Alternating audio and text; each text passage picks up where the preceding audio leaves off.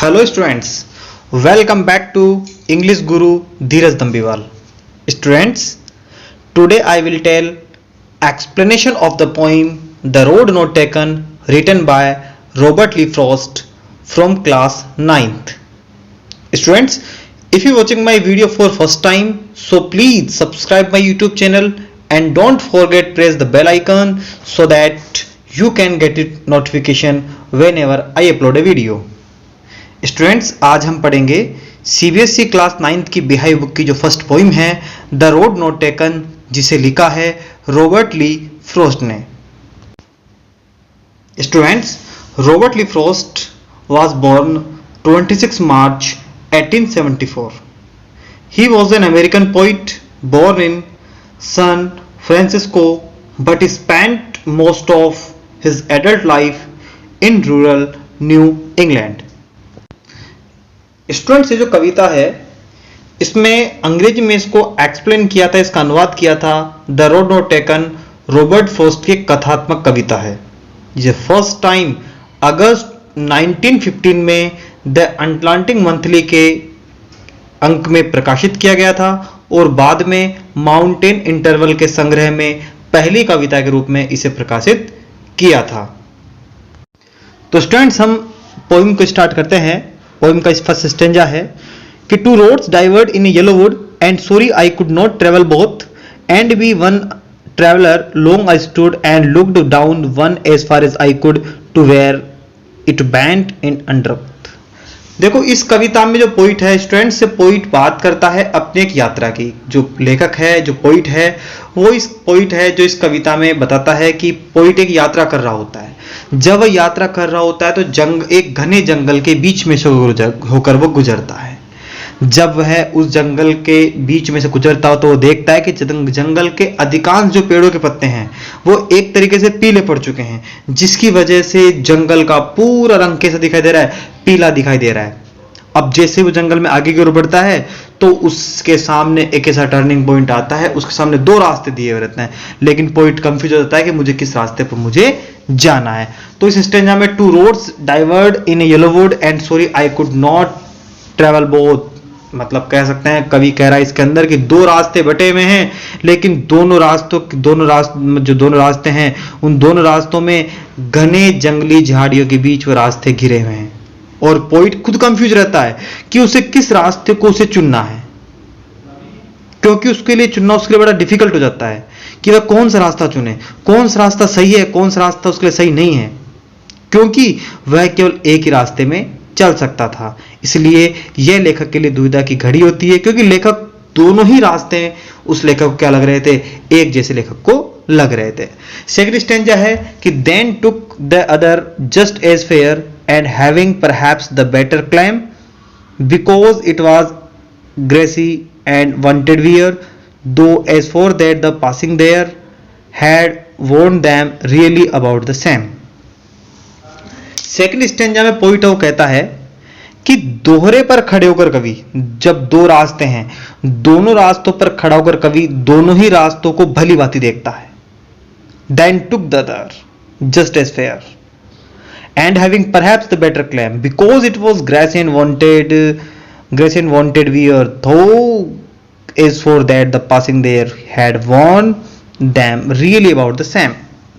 जो रास्ते अलग अलग रास्ते दिए हुए हैं तो पोइट देखता है कि वो डिसाइड कर लेता है कि वह इस जो दूसरा रास्ता है वह इस रास्ते की ओर वह जाएगा.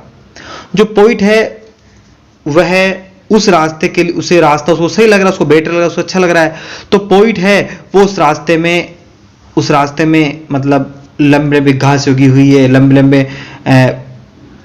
हरी हरी घास उगी हुई है, उस रास्ते के अंदर से पोइट अभी तक शायद गुजरा हुआ नहीं है. जबकि दूसरा रास्ता था वो कंप्लीट रूप से एक तरीके से बंजर था, वहां पर बिल्कुल प्लेन था. जो दूसरा रास्ता था वो कंप्लीटली पूर्ण रूप से क्या था? बिल्कुल प्लेन था. तो पोइट उस रास्ते की तरफ पोइट जाने की सोचता है, क्योंकि यह जो रास्ता है, जिस रास्ते में शायद हो सकता है पहले काफी यात्री गुजर चुके हैं, तो जब यात्री इस रास्ते से गुजरे तो उनके पैरों से क्या है, जो घासें है वो दब चुकी है और इस तरीके से रास्ता बंजर दिखाई पड़ रहा है। इसलिए कवि दूसरा रास्ता, खुद को बेहतर विकल्प जान लेने के लिए उस रास्ते की ओर कवि जाता है। मतलब इस स्टेंजा में स्टूडेंट्स बताया गया है कि कवि को दो रास्ते दिख रहे हैं, कवि खुद कंफ्यूज है कि वह किस रास्ते की ओर कवि चले। तो वह दो रास्ते उसे देखते हैं। पहला रास्ता उसे, जब वह दोनों रास्तों के बीच खड़ा होता है तो सोचता है कि मुझे किस रास्ते की ओर चलना चाहिए।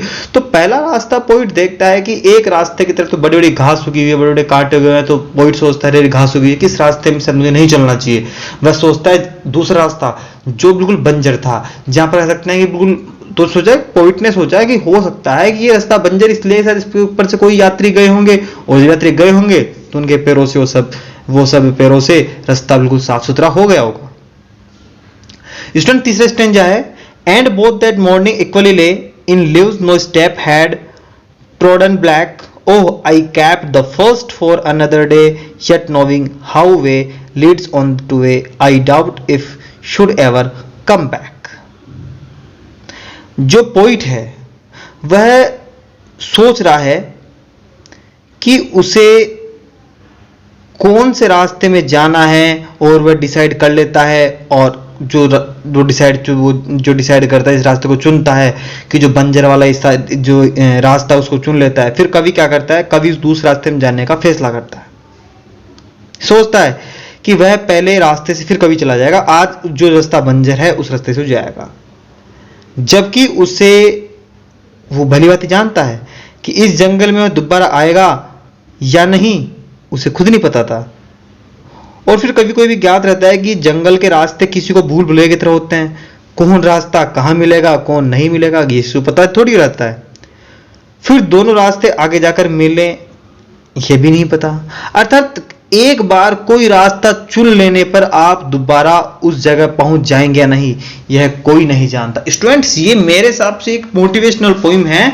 इस पोइम के अंदर कवि जो है वो मोटिवेट कर रहा है कि इंसान को भी अपना एक रास्ता, अपने जीवन के अंदर दो प्रकार के रास्ते आते हैं, एक अच्छा रास्ता होता है, अंधकार में रास्ता होता है। इंसान को चुनना होता है कि किस रास्ते की ओर वह जाए। तो पोइट है वो सोचता है कि बड़ा घना जंगल है, उसे पता नहीं कि रास्ता किधर जाएगा किधर निकलेगा, ठीक है, इस जंगल में दोबारा अब आएगा या नहीं आएगा।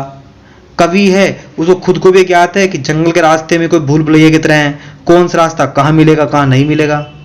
तो पोइट भी इससे बिल्कुल कंफ्यूज था। Students, fourth stanza, I shall be telling this with a shy somewhere as and as his hands two roads diverged in a wood and I took the one less traveled by and that has made all the difference। Students, इस stanza में poet कहता है कि जो poet ने दूसरे रास्ते में चलने का बिल्कुल आसान, जो दूसरा रास्ता उस चलने आसान नहीं था वह बिल्कुल कठिन था, और अब भविष्य में जब भी इस घटना को याद करेगा तो उसका जो मन है वह उत्तेजना तथा चिंता से भर जाएगा। क्यों कि उसको उत्तेजना, उसको चिंता, उसको उस रास्ते के लिए उसको लगेगी। उनके पास ये विकल्प था कि वह साधारण रास्ते से जा सकते थे, फिर भी उन्होंने एक रास्ता चुना जहां उन्हें पता नहीं था कि आगे उनके साथ क्या होने वाला है। इसलिए इस निर्णय ने उसके सोचने का तरीका बदल दिया और अब उन्होंने अपने जीवन से साधारण मार्ग को हटा दिया। अतः कवि चाहता था कि इस निर्णय ने उनके जीवन पर अत्यधिक प्रभाव डाला है। मतलब इस लास्ट वाले जो पैराग्राफ में पोइट कह रहा है कि जो पोइट है बड़े बहुत अच्छी बात कही है। पोइट कहता है कि उनके द्वारा दूसरे रास्ते में चलने का जो निर्णय पोइट लेता है वो एक तरीके से बिल्कुल आसान नहीं था, बिल्कुल डिफिकल्ट था। और अब भविष्य में जब भी वह इस घटना को याद करेंगे तो उनका मन बड़ा एक्साइटेड रहेगा, बड़ा चिंतित रहेगा, क्योंकि उन्होंने विकल्प था कि साधारण रास्ते से जा सकते थे, फिर भी उन्होंने ऐसा नहीं किया। उन्होंने ऐसा रास्ता चुना जहां उन्हें पता ही नहीं था क्या होने वाला है। इसलिए इस निर्णय ने पोइट के जीवन के सोचने का तरीका उन्होंने बदल दिया। सो स्टूडेंट्स, ये था हमारा आज का वीडियो। आई होप आपको वीडियो अच्छा लगा होगा।